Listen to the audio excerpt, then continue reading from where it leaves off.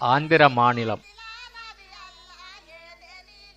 வறட்சி மிகுந்த மேடக் மாவட்டத்தில் இந்த அதிசயத்தை நடத்தி காட்டியிருக்கிறார்கள். அந்த பகுதியில் வாழும் தலித் மக்கள். இவர்கள் ஒரு காலத்தில் இந்த நிலம் நம்மளை வாழ வைக்காது என்று தரிசு போட்டுவிட்டு கூலி வேலைக்கு சென்று கொண்டிருந்தார்கள். தக்கான வளர்ச்சி சங்கம், டெக்கான் டெவலப்மெண்ட் சொசைட்டி இந்த மக்களுக்கு வழிகாட்டியது. இவர்களுக்கு கிடைத்த குறைந்த அளவு கடன் தொகையை வைத்துக்கொண்டு கால்நடை எருக்களை கழிவுகளை வாங்கி சாகுபடியை தொடங்கினார்கள். நவீன விவசாயத்தில் செய்வது போல இவர்கள் ஒரு பயிரை பயிர் செய்யவில்லை. 15 முதல் 20 வகையான தானியங்களை ஒவ்வொரு நிலத்திலும் பயிர் செய்கிறார்கள். அதன் மூலம் இன்றைக்கு அவர்கள் சுய தேவையை பூர்த்தி செய்து கொண்டு விட்டார்கள். அவர்கள் கால்நடைக்கு கூட போதிய அளவு தீனி கிடைக்கிறது. ஒவ்வொரு ஆண்டு விளைச்சலில் இருந்தும் அவர்கள் ஓராண்டுக்கான விதையை எடுத்து வைத்துக் கொள்கிறார்கள். ஓராண்டுக்கான உணவை எடுத்து வைத்துக் கொள்கிறார்கள். மீதத்தை மற்றவர்களுக்கு விற்கிறார்கள். தமிழ்நாட்டில் திருமணத்தின் போது தைலையிலே நெல்லை போடுவதைப் போல அவர்கள் சோளத்தை போடுகிறார்கள். நவதானியங்களையும் அவர்கள் பயிர் செய்கிறார்கள். அவர்கள் அந்த தானியங்களை வழிபடுகிறார்கள். தெய்வ வழிபாட்டின் போது விதைக்கின்ற விதைகள் முளைக்கக்கூடியவைகளா இல்லையா என்று முளைப்பாரி சோதனை பார்ப்பதற்கு போதுமானதாக இருக்கிறது. பல வகையான தானியங்களையும் மண்ணோடு பிசைந்து கலந்து வைக்கிறார். அவைகள் முளைத்து வரும்போது முளைப்பு சோதனை இங்கேயே முடிந்துவிட்டது.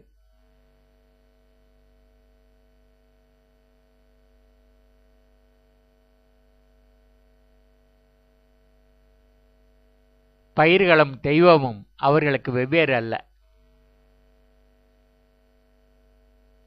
அந்த கதிர்களை அவர்கள் தோரணமாக கூட கட்டி விழா காலங்களில் கொண்டாடுகிறார்கள்.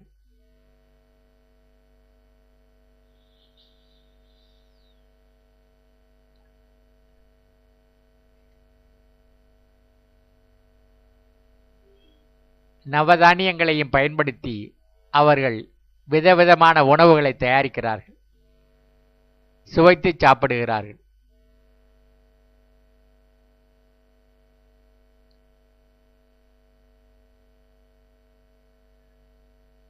நாட்டில் உணவுக்கு உத்தரவாதம் அளிக்க வேண்டுமானால் சிறுதானியங்களால் மட்டுமே அது சாத்தியம். வெள்ளைக்காரர்கள் அதை மைனர் மில்லட் என்று சொன்னார்கள். நம்மளவர் அவர்கள் சிறுதானியம் என்று மொழிபெயர்த்தார்கள். உண்மையில் இவைகள் சத்துமிகு தானியங்கள், சுவைமிகு தானியங்கள். அரிசி கோதுமையில் என்ன பலகாரங்களால் செய்ய முடியுமோ அவ்வளவு பலகாரங்களையும் இந்த தானியங்களை பயன்படுத்தியே தயாரிக்கிறார்கள். இதோ பொரி தயாராகிவிட்டது.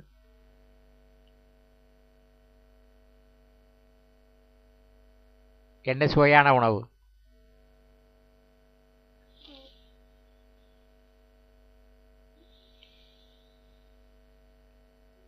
இலையில் பலவிதமான பலகாரங்களை பார்க்கிறீர்கள்.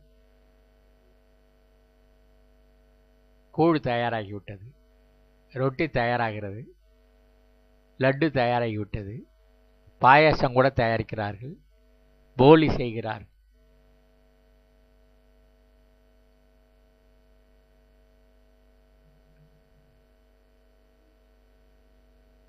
அதிலேயே சேவும் இருக்கிறது, பக்கவடாவும் இருக்கிறது, இனிப்பும் இருக்கிறது, காரமும் இருக்கிறது. சத்துமிகு தானியங்கள் தான் உணவுக்கு உத்தரவாதத்தை கொடுக்க முடியும். உணவின் மீது நமக்கு இறையாண்மையை கொடுக்க முடியும். இந்தியாவில் இருக்கின்ற நிலத்தில் 60 விழுக்காடு நிலங்கள் இன்னமும் நேரடியாக மழையை நம்பி இருக்கின்றன. இந்த நிலங்கள் தானிய பயிர்களுக்கு மட்டுமே ஏற்றவை. நெல்லுக்கு தேவைப்படுவதில் 10ல் 1 பங்கு ஈரம் இருந்தால் சத்துணவு தானியங்கள் விளைந்து விடுகின்றன.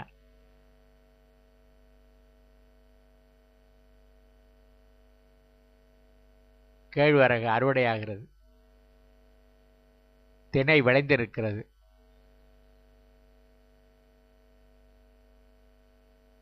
கம்பு நித்தம் திருத்திய நேர்மையினால் மிகு நெல்விளை நன்னிலமே என்று பாரதிதாசன் பாடினான். எந்த பயிராக இருந்தாலும் நித்தம் நித்தம் நாம் செய்ய வேண்டியிருக்கிறது. நெத்தி வியர்வை சிந்த வேண்டியிருக்கிறது. மண் அப்படி ஒன்றும் ஆழமாக இல்லை. இருந்தாலும் அந்த தானியங்கள் விளைந்து விட்டன. திணை சடை சடையாக வளர்ந்திருக்கிறது. குதிரைவாளி வளர்ந்திருக்கிறது. சோளம் வளர்ந்திருக்கிறது.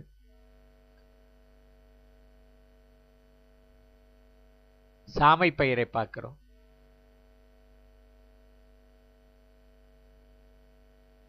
திணை வளர்ந்து கிடக்கிறது. அறுவடையாகிறது.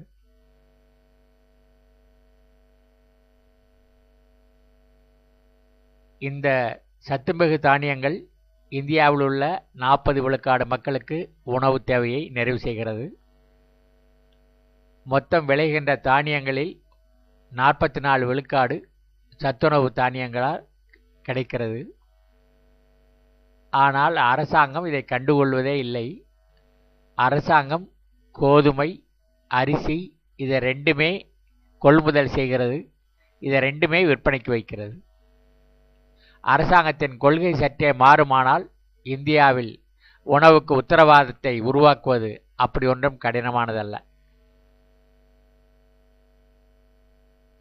அதிகம் நீரையும் அதிக மின்சாரத்தையும் பயன்படுத்தி உற்பத்தி செய்கின்ற அரிசிக்கும் கோதுமைக்கும் கொடுக்கின்ற மரியாதையை சத்துணவு தானியங்களுக்கும் அளிப்பது மிகவும் அடிப்படை தேவையாக இந்தியாவில் காணப்படுகிறது. திரும்ப திரும்ப வரும் வறட்சியும் வெள்ளமும் நெல் பயிரிடுவோரை சோதனைக்கு ஆளாக்குகிறது.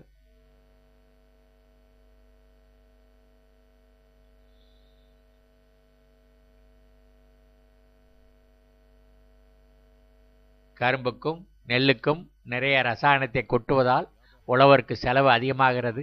நிலத்தில் மலட்டுத்தன்மை கூடுகிறது. ஆனால் புஞ்சை நிலங்களில் வேலை செய்கின்ற மக்கள் கடினமான வாழ்க்கைக்கு உட்படுத்தப்படுகிறார்கள்.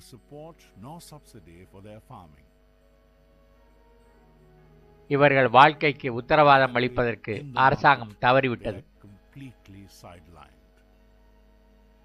This cruel marginalization of millets has taken a big toll on Indian dryland farming. கலப்பைக்கு பின்னால் உள்ள கொட்டானில் அந்த தாய் விதைகளை போட்டுக்கொண்டு செல்கிறார்.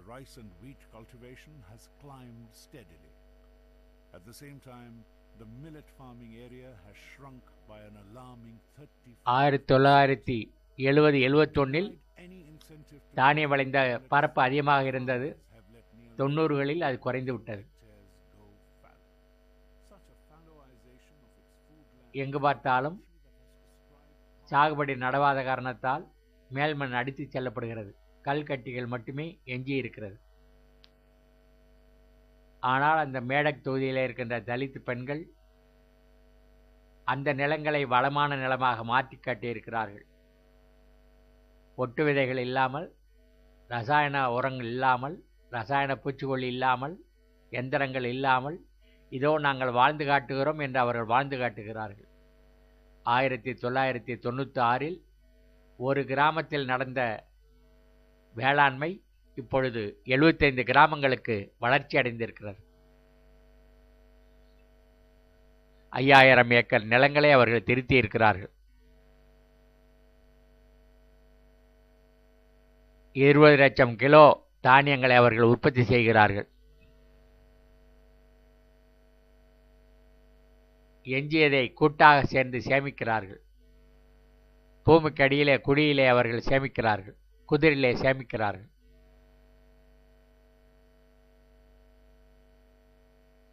ஐம்பதாயிரம் குடும்பங்கள் இவற்றை உணவாக கொள்கின்றன.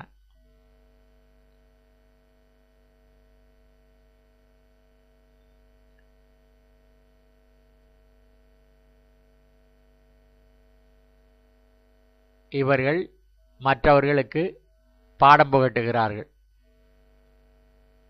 எந்தெந்த நிலங்களில் என்னென்ன பயிர்களை விதைக்கிறோம் என்பதை பங்கெடுக்கும் கல்வி முறையில் அவர்கள் நிலத்திலே படம் பிடித்து காட்டுகிறார்கள். They have the capacity to produce 15 million tons of extra food for the country.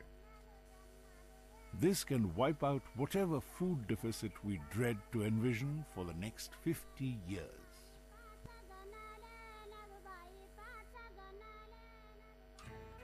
சோளத்தை போல கருத்துக்களையும் தூற்றி புடைத்து பார்த்தால் சத்துமிகு தானியங்களான புஞ்சை தானியங்கள் மட்டுமே இந்தியாவின் உணவு தேவையை நிறைவு செய்ய முடியும். கலப்பு பயிர் சாகுபடியும் பயிர் சுழற்சியும் மண்ணை வளமாக்கி கொள்ளும். இதோ ராஜகீரா. இந்த கீரை விதையை உமியை நீக்கி கஞ்சி காய்ச்சி குடிக்கிறார்கள். ராஜஸ்தானத்தில் ஒட்டகத்தை உழவுக்கு பயன்படுத்துகிறார்கள்.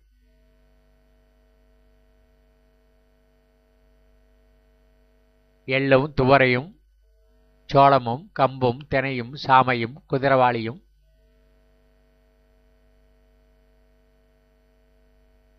ஒருங்கிணைந்து சாகுபடி செய்யப்படுகின்றன.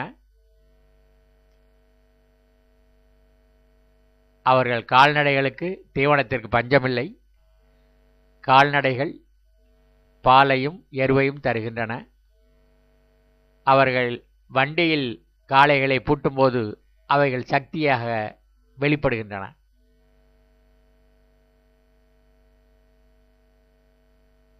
This means that 30% of the yield from the field is voluntary.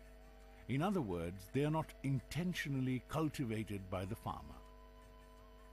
Most of these uncultivated foods form a wide variety of greens that offer food and nutrition to the poor.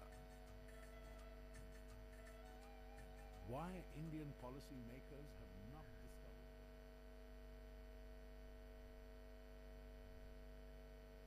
பாட்டாளி மக்களுடைய உழைப்பினுடைய விளைவில் வந்த சத்துமிகு உணவை பலதரப்பட்ட மக்கள் சுவைத்து பார்க்கிறார்கள்.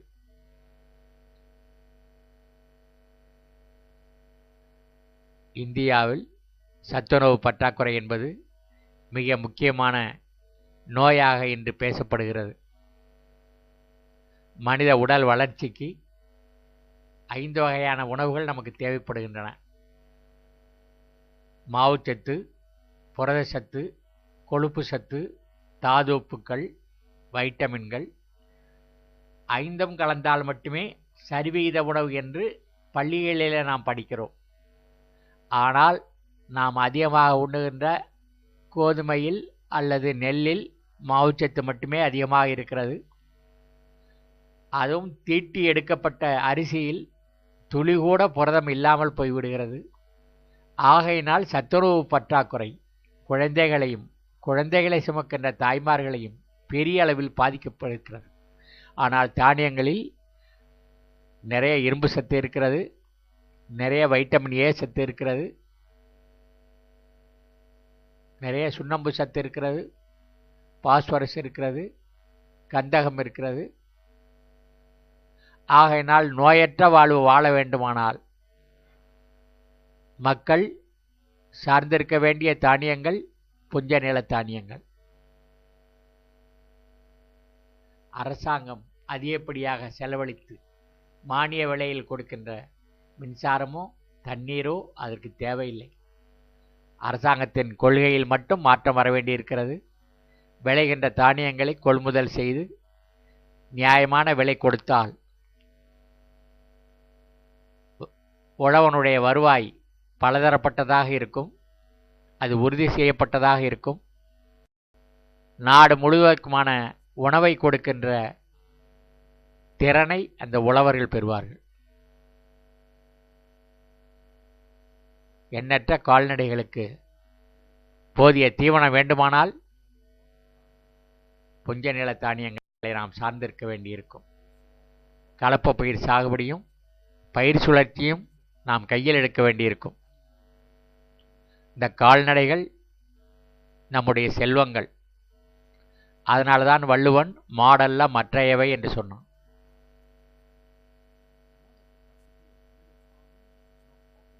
ஏரியில் போகின்ற போது அது சக்தியாக இருக்கிறது.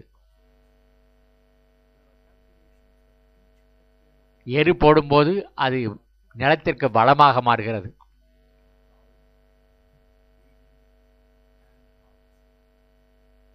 சுற்றி வரும்போது தானியம் பிரிக்கப்படுகிறது.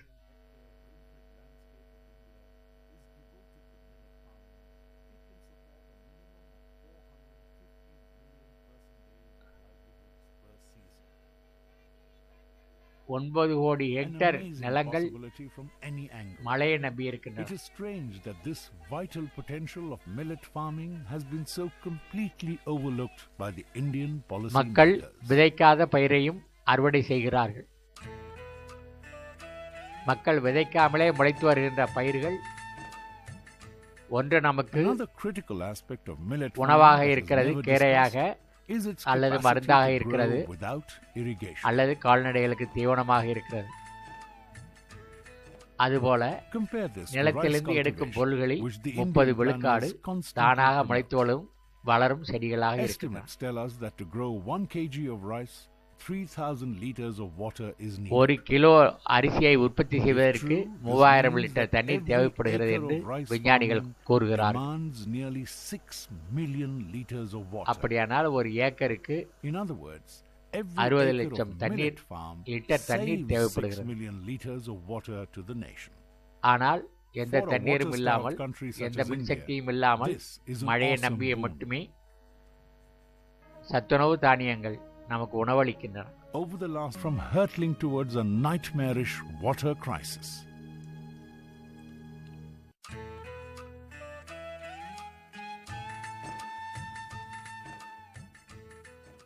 The latest crisis that faces humankind is the crisis of climate change.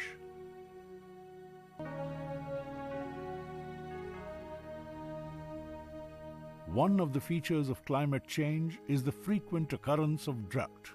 This makes water more and more scarce for agriculture. Only